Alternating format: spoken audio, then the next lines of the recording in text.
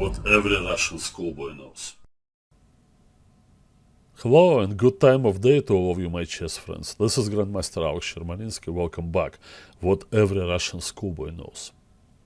Now, in search of inspiration to make new episodes of my ongoing series of videos here, I decided to look at the games from Russian Higher League Championship.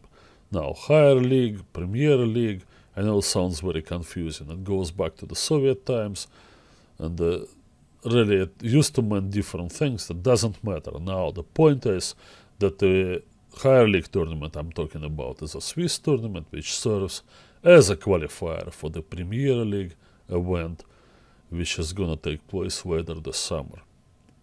So many games from that Higher League tournament that I think it will keep me busy until the Premier tournament rolls along and I continue showing you examples of those games from Russian tournaments. Now, if you get annoyed with this and why Russia and why is it talking about this? No, I'm Russian. What can I do? You know, I've been living in the US for a long time, but the culture and upbringing and, you know, still Russian. And forgive me that I take it maybe a little closer to the heart, you know, rather than impartial commentator would. But no, I never claim to be impartial. So, and all the same, as usual, start with Rook endgames. Alright, now, that's another thing. When does he finally stop talking about Rook endgames? Now, probably never, because I keep looking and I find new ones, interesting ones, and strangely enough, people still make mistakes. Okay, to the game. Now, white is Ivan Popov, black is Evgeny Solozhenkin. Both players hail from St. Petersburg now. But Solozhenkin I remember from Leningrad days in the 1980s, when we played in our city championships.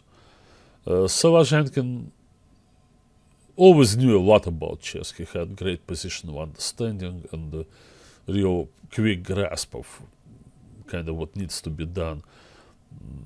But I don't know, due to some life circumstances, possibly, I'm really not judge of those matters. His career kind of stalled in the 1990s and really never developed into a better player that some people thought, you know, he might become.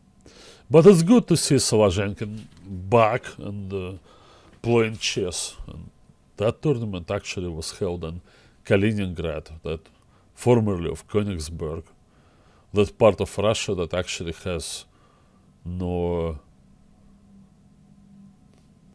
I mean, it's surrounded by the sea, Baltic Sea and some independent countries, so there's no direct connection with mainland Russia, but no. Similarly to Alaska in the United States, but disputed territory probably still is, but no. Let's not delve into the world of politics. We got chess moves to follow. So you have this kind of classic situation, 2 pawns each on the king side and 1 passer on the other side of the board. I've seen many games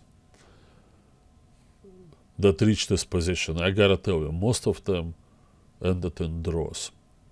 Indeed, black deploys the standard strategy of keeping his rook behind the pawn. We'll see that.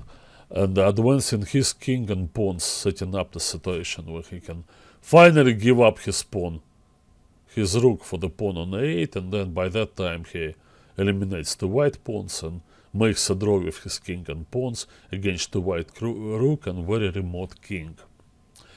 Alright, I'm sure you've gone through this too in your own games. But there's an interesting twist. With his first move, Popov begins to pose new problems. He puts the rook